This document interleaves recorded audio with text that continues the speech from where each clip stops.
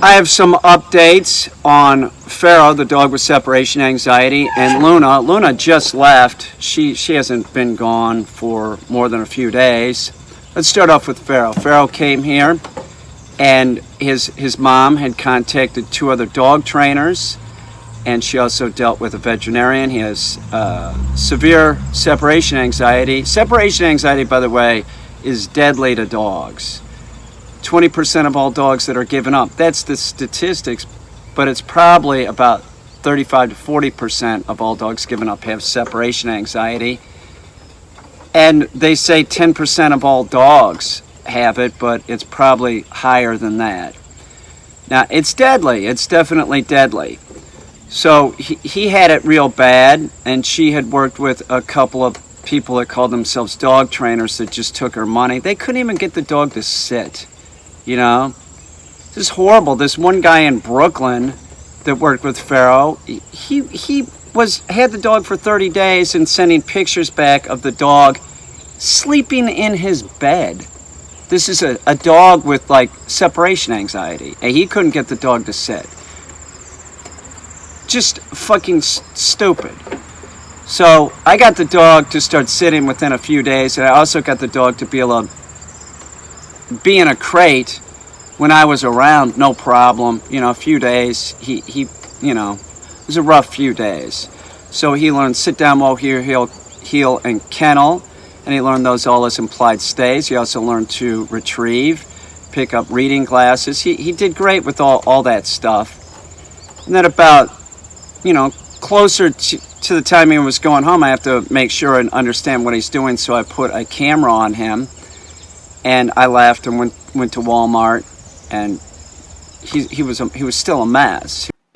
Today I made huge progress with Pharaoh. I never do before and after, but you know, it'd be hard to do before and after with this guy. I mean, I've had him for 30 days, but you know, it all comes to a pinnacle at a point, and you can utilize the training, and that's exactly what I did. You see, he's a mess. This just goes on forever. The dog's spinning in the crate. You know, it's terrible. You know, it tears me up to see this. So it was sort of like one of these situations where it's like I gotta do something. Like the barking is under control. We use a bark collar, but he's still having so much anxiety that look at him. He's trying to dig his way out of the crate. He was still having separation anxiety. This is the kind of separation anxiety where you put the dog in there, the dog vomits, pees, defecates, just drooling. Deadly, deadly. So I was sort of the last stop for Pharaoh. Pharaoh's mom knew that if Pharaoh went back, if she returned Pharaoh, that Pharaoh would be put down, and Pharaoh's a very likable guy. So this is sort of a testament to Pharaoh's owner, that Pharaoh's owner, you know, she used 2 dog trainers before me. She tried medication from the vet. The medication didn't work. The medication does not, it might take the edge off, but you still have to, you have to change the behavior of the dog. And, you know, it's a real shame that, like, vets are even prescribing medication, because it's not going to help get the dog better. It might take the edge off. In Pharaoh's case, it just made him more sick. So he's on this medication, he's throwing up, you know, it just didn't work. So it really is a testament to Pharaoh's mom. When she called me, or she contacted me by email, told me what was up, told her what the price was. This is a woman that has to work. She's not rich. She has to work. She loves her dog Pharaoh. And as soon as I said, how much is it? She said, I have it. I'll PayPal it right now. That's, you know, like 10 or 12 days before I was even going to pick him up. This is not about me doing a great job with the dog. This is about Pharaoh's mom being a great owner. And so I got Pharaoh, started working with Pharaoh. He flew through all the, you know, command training. That wasn't too much of a problem. He started functioning in that he would, you know, could do retrieves. He could do all that, but when I put a camera on him, this was after 30 days, I was checking him out. Most dogs with separation anxiety, it's not this severe. They do a lot of barking, maybe they're destructive, but once you get them going in the crate, you put a bark collar on them, they chill out. They start chilling out. Not Pharaoh. Pharaoh would be, I would put him in about 1 or 2% of the dogs with separation anxiety, real severe. So it was stress for me. I knew that it's his last chance. If I didn't get him to quit doing this, that he was going to end up being put down. So it was a lot of stress, and I had another client here, Luna, that I was working with, a puppy. So for about 3 weeks, there was a large concentration on me running into the room, watching the dog on a baby cam, and making the dog, telling the dog no. It was a very stressful 3 weeks because I knew if it didn't stop with me, it wasn't going to stop. So I've had several updates from Pharaoh's mom. Here's the most recent.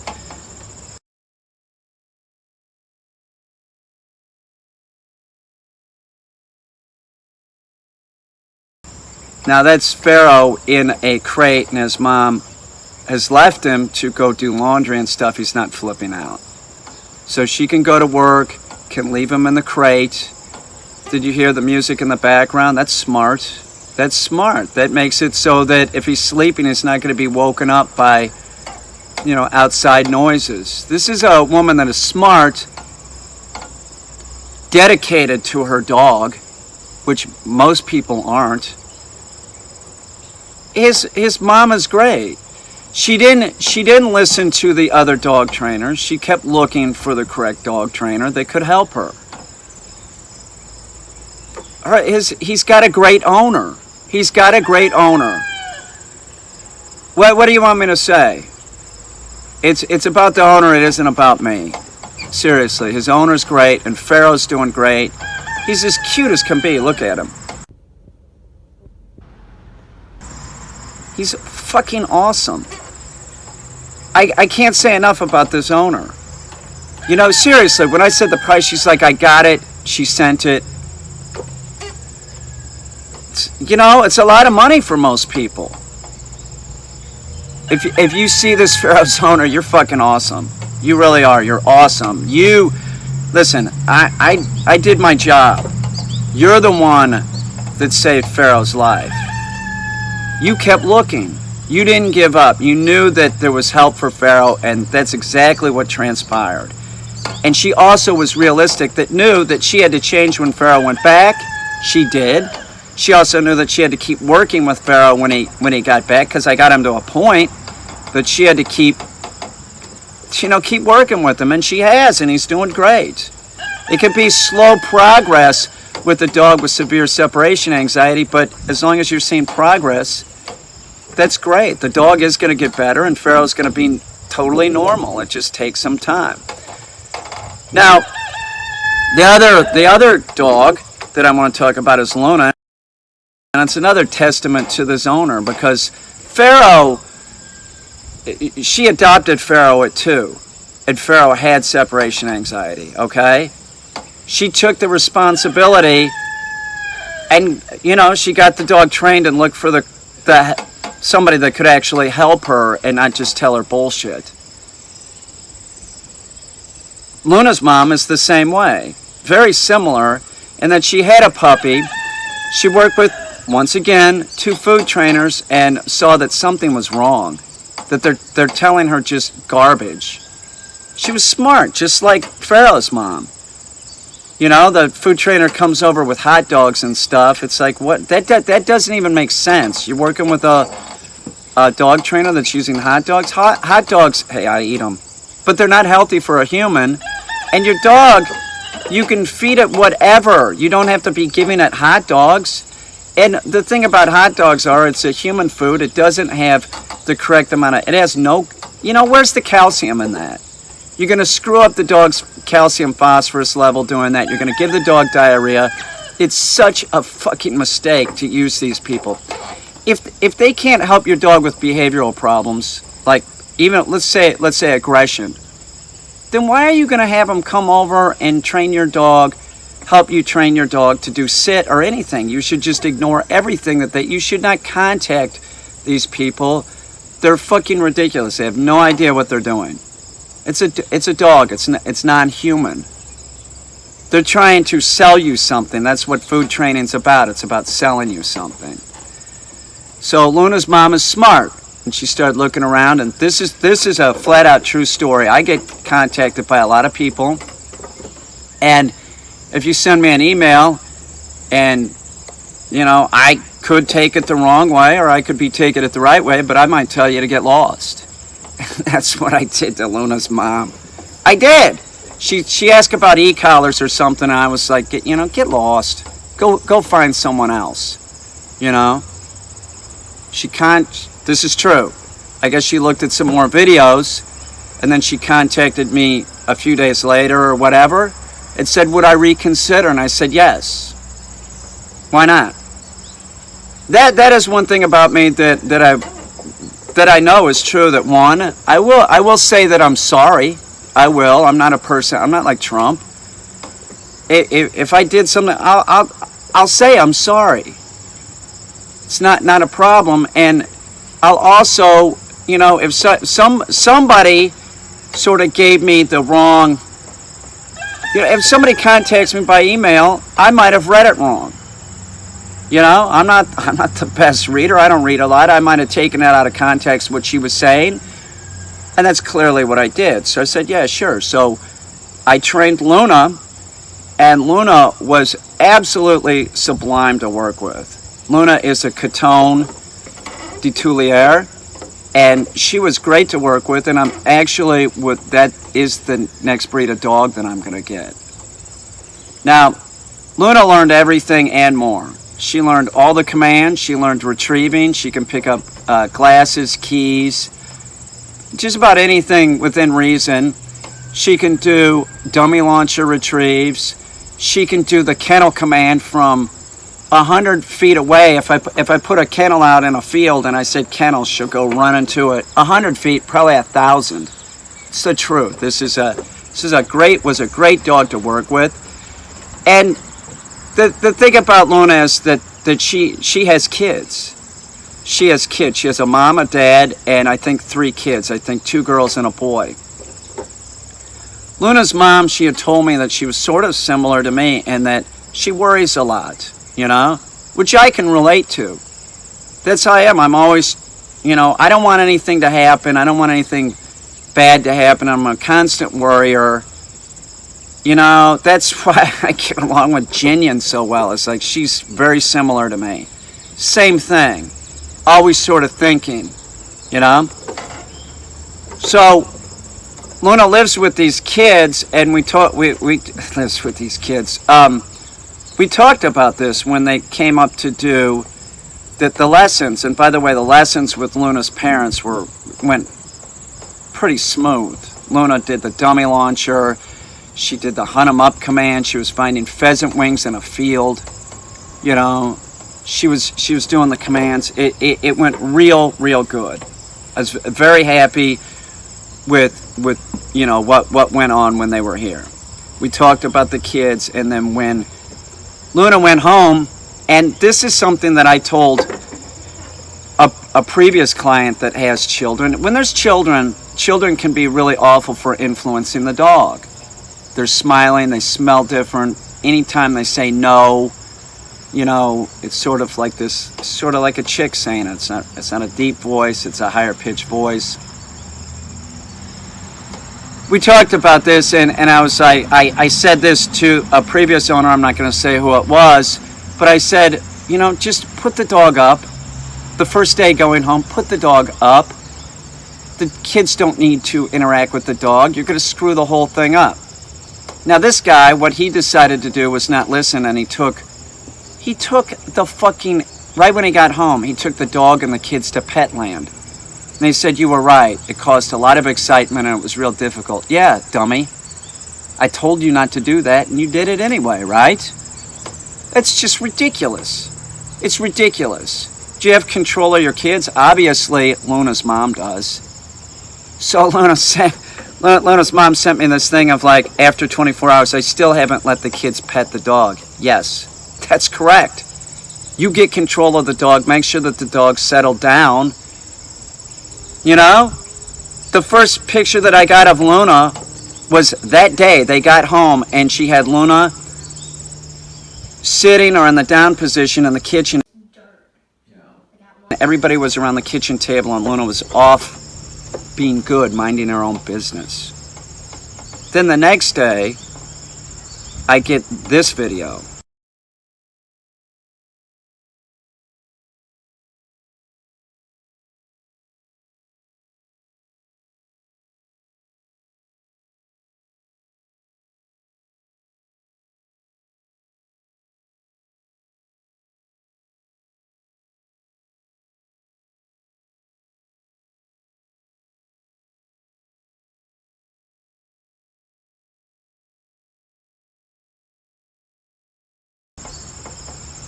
She's working with the kid and the dog.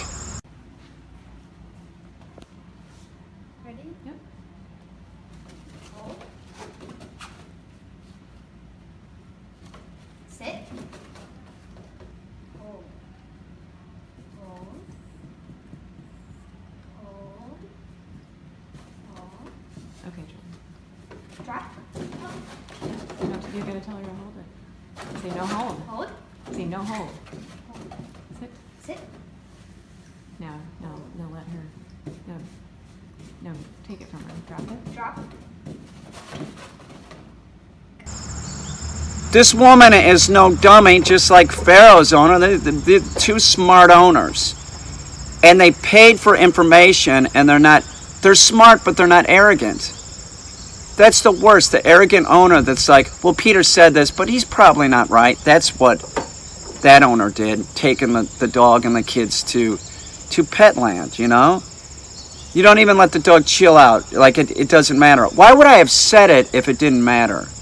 I hope you see this. Why would I have said any of that if it didn't matter? I think that guy went home and just like started right away, like not doing it his own way, and I don't know how well it's going, to tell you the truth. Is it going real bad? No, I don't think so. I've had some updates from him, and it's pretty good, but I don't think it's going nearly as good as like with Luna, because Luna's mom listened to the dog trainer. So I get that video, right? I get that video, which is freaking awesome. That here's Luna doing a retrieve.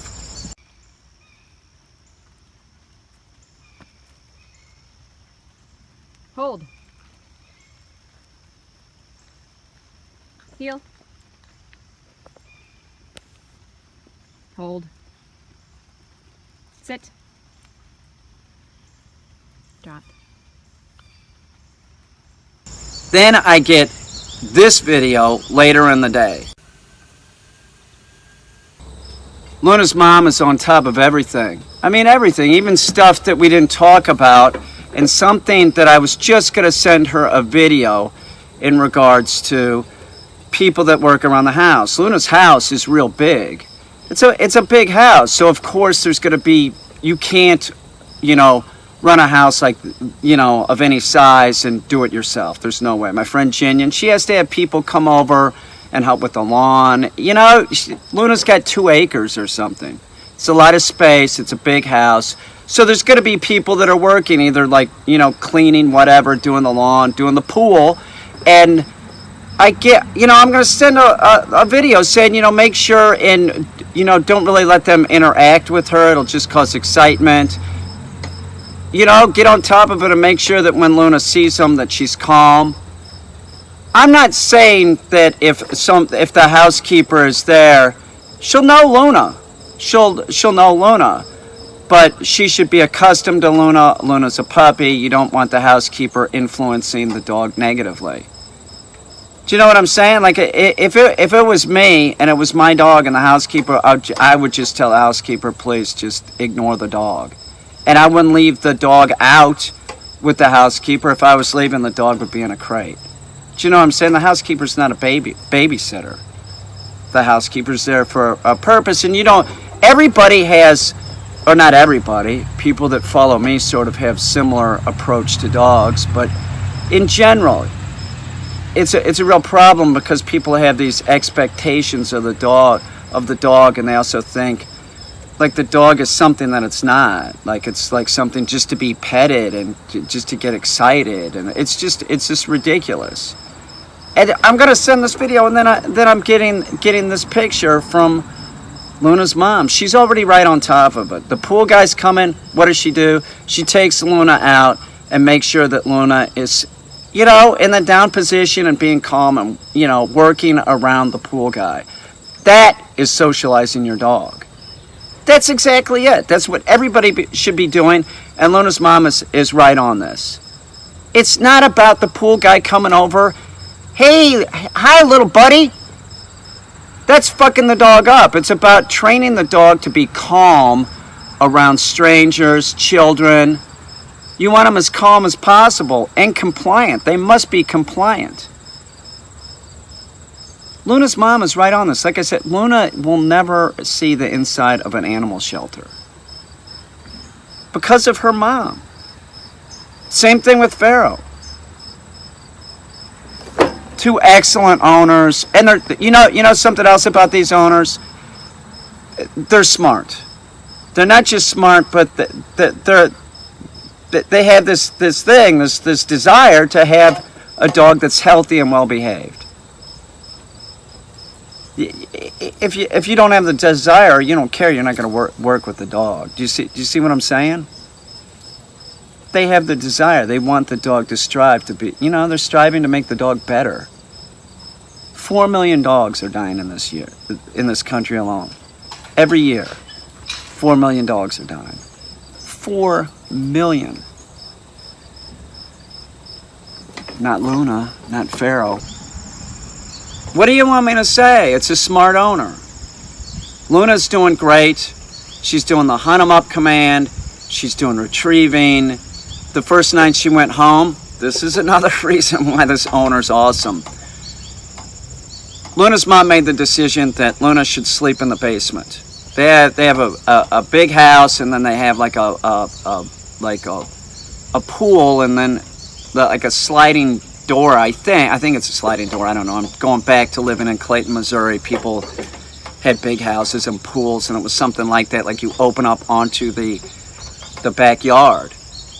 So it makes sense that Luna would be down there so that when her mom woke up, she could walk down and just let the dog out and go to the bathroom, right? So Luna was making some noise. What did Luna's mom do? She got up and I sent Luna, it's not a barker, but I sent Luna home with a bark collar, a Garmin bark limiter 2, because I didn't know. I knew something like that might happen. I wanted her to have an element of control. So she went down and put the bark collar on Luna. Made it through the night. The next night, no barking whatsoever. She's smart. She was listening to shit that I said. She has the tools, and she's using the tools, and she's using them properly. I can't say enough about this owner and Pharaoh's owner. Which one is the better owner? They're about equal. They are both in situations where one wants to get the dog better. She adopted it. She adopted the dog, and it has separation anxiety. She had it for 2 years trying to get people to help her until she ran into me. Then you have Luna's mom, who doesn't want to have any type of behavioral problems with her dog, wants to have a nice existence in a dog, wants the dog not to bite any kids, wants the dog to be well behaved, wants to avoid separation anxiety. It's two good owners that have different types of dogs, but are working with their dogs and are consistent with the dogs and listen to the dog trainer. I can't tell you enough how good my summer has gone because of this. I kept both dogs longer for different reasons. I kept Pharaoh longer because I needed to get the separation anxiety more in check. I told his mom I should keep him longer. She's like, do it.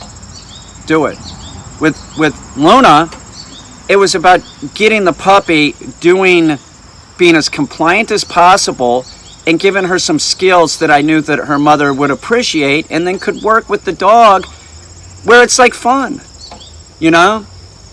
Luna's doing retrieves, doing scent work. This is like a 9-pound dog or something. It's a very small dog. Does a dummy launcher. Can swim. So I asked Luna's mom, I asked specifically, I said, things are going real well. Let me keep her a little bit longer and let me see what else I could get done. Oh yeah, sure, no problem. That's the kind of owner I want to work with. They listen to the fucking dog trainer. Both of them listen to me. I can't tell you enough how many times I've run into a person. I've been doing a board and train, and I say, well, this will take about 30 days. And right at 30 days, you know, when's my dog coming back? And I'm like, well, I should probably keep the dog another 5 days. And they're like, oh, come on. Okay, that's really what you want. That's not the correct approach to take. And you pay a flat rate with me. If I say it's 60 days, but it ends up being 65 days, so be it. There might not be a simple solution, like asking a question underneath a video. You gotta be kidding me. You have a problem with the dog, and I have people that are asking questions underneath videos. How unrealistic is this society? We have 4 million dogs being put down every year. We have people that think that they have a dog with aggression or some other behavioral problem, and they think that I'm going to wave a magic wand with a sentence and their problem is going to be solved. If you were smart and you really wanted to get the dog fixed, you would contact me and figure out a way to get me the dog. Where does Luna live? Not around here. Not around Brooklyn. Most of my clients aren't from this area or from Brooklyn. I got 2 places. I got one in Beaver Dams, I got one in Brooklyn. People get me their dogs, I train them, and then they come up here and stay in a hotel or down, you know, it's easier here really than Brooklyn, but they stay up here for a few days, you know, trying to clone themselves into me, and that's how it's done. That's how you get the most success. You have a severe problem with your dog, don't waste your money with private lessons. It's not going to work. There has to be a certain amount of time of, you know, conditioning the dog and evicting problems, and having the dog trainer influencing the dog properly. Then we swoop the owner back in. A lot of people think that I just train dogs, that I don't work with the owner. Are you out of your mind? The board and train is important, but so is working with the owner. It's just as important. Pharaoh wouldn't be doing as well as he is if his mom didn't step up to the plate, and where I left off, she took over. I can only imagine what Luna's going to be like in 6 months. I'm not shitting you, man. Seeing this woman down there, she's got shit to do. She's got a lot on her plate. She's got tons on her plate, and she's figuring out, you know, each day, how can I spend time with the dog to keep progressing with the dog? And that's what you should do. Right when the dog comes home from a board and train, you want to kind of jump the dog back into boot camp. Some people ask me, like, when a dog comes to you, do you let it like chill for a little bit? Fuck no, man. The first day I got Luna, it was raining. I had her out in the field. No, I had her in the backyard. We were working. You don't do that. And that's not what Luna's mom did, and that's not what Pharaoh's mom did. They started working with the dog instantly. Things are different now. We're going to do it this way. I know best. I'm the human. I'm your owner. I'm going to tell you what to do. That's the approach that you have to take, and you have to tell the dog no. And that has to be conditioned in properly. Don't think that if your dog's doing something wrong and it's not conditioned in properly, and you're just going, no, no, no, no, no, no. What the hell is that? Ground squirrel, I think. That's not going to do anything. It has to be conditioned improperly. If you're having problems with your dog, you're not going to be able to fix it on your own. I'm just telling you. What do you want me to say? If I love dogs. I love dogs. If it really worked that I could just write sentences underneath videos or talk to you on the phone and solve your problem. I'm not like that. I'm not going to tell you what you want to hear. I'm not like, I can think of like one dog trainer. I don't have any problem with this dude. You know, he's pretty well known. It's Jeff. But like Jeff does this thing like, what would Jeff do? So people write in these questions and then Jeff gives like this like 3-second answer. It's all just to like have this appearance of like, yes, I can help your dog, or it's about entertainment. And he answers the question like this, something like this. It'll be this cadence too. Put a leash on the dog, take the dog out more, and start using a crate more often. Next question. That did nothing, Jeff, if you see that. I got no problem with you, Jeff. I think you're an interesting guy, and I do think that Jeff Gelman helps dogs. You know, he uses food, but so do many of my friends that are dog trainers. You know, J.D. Wolfter, he uses food, but he helps dogs too. So many of these dog trainers use food. I don't know why they do, because you don't have to. You know, can't you just say good or good boy? You know, but both those dog trainers are competent. If they want to use food, so be it. That's their choice. I'm not going to use food. My father didn't use food, and I see no reason to do it. Don't think I'm going off on Jeff, and JD's my friend, so I'm not going off on him either. He's very competent. He's in Kansas, by the way. JD is. I think he's in Wichita, somewhere around Wichita. If you're having problems with your dog, contact JD. He can't help you. He uses food, but he's like a logical guy, and he conditions the commands in, and he knows how to use an e-collar. You know, JD could help you. But, you know, there's just so many people out here that are, like, not competent. Both those dog trainers, by the way, are balanced trainers. They're similar to me in that we use both positive and negative. If you're using a dog trainer that is a purely positive food trainer, that's not going to go well at all. They can evict problems, you know, stuff like that. A purely positive dog trainer is not going to help you. It's not going to be helpful. If you're working with a dog trainer that won't work with, you know, larger breed dogs or dogs with behavioral problems, why would you want it to train your puppy? Doesn't that make sense? Don't you want somebody that's competent training your dog in all realms of training? I don't do protection work, right? But if I wanted to, I could. I can train a dog to do anything that would be natural for the dog. I'm not really into protection work, to tell you the truth. I do bite work with the dog, but like bite work for service dogs. I want them to go get the object, hold it, and bring it to me. By the way, if you're working with a dog trainer that's encouraging you to play tug of war with the dog, get rid of them. That's not good. It's a challenging behavior. Tug of war is something that protection people do a lot of. But you're talking about somebody that has a dog that's highly trained. Okay? It's not appropriate for your house dog. You want the dog, you're throwing a frisbee and you want the dog playing tug of war with you? That's just a recipe for disaster, and the dog will start associating your hand with, don't do it. Don't do tug of war. It's not appropriate. Do retrieves. Just go outside and drill the dog like Luna's mom. I'm sure Pharaoh's mom, she's drilling too. You know, whenever Pharaoh's mom contacts me, it really is about, how's the separation anxiety going? You know, which it's going great. It's going great. But she's still like, that dog wouldn't sit for two dog trainers. The dog sits for her now. She can take it on the train.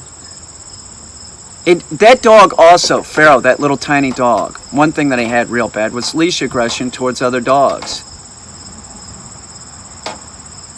Totally has the dog under control. Totally. Luna's mom doesn't want leash aggression with her dog, and she's on it like if Luna would bark or something. No, she's going to respond. I want to do this video because I know that there's a lot of people, those dogs were here for a long time, and a lot of people like those dogs. You know, they watch the dogs and they sort of fall in love with them from a distance. I fell in love with both. if either of those owners, you know, if it wouldn't have worked out with Pharaoh, I already had it in my head that, you know, he wouldn't go back to a shelter, I'll tell you that. I would have stepped up to the plate, but I didn't have to because his mother stepped up to the plate. More than once. Pharaoh's mother made such an effort. I'm serious, made such a fucking effort to get Pharaoh well. It's about her. It really isn't about me. This could be any job. It could be any job. If it wasn't for Pharaoh's mom, Pharaoh would be... He wouldn't be on this planet anymore. And then we have Luna, and Luna's never going to see the inside of an animal shelter clearly because of her mother.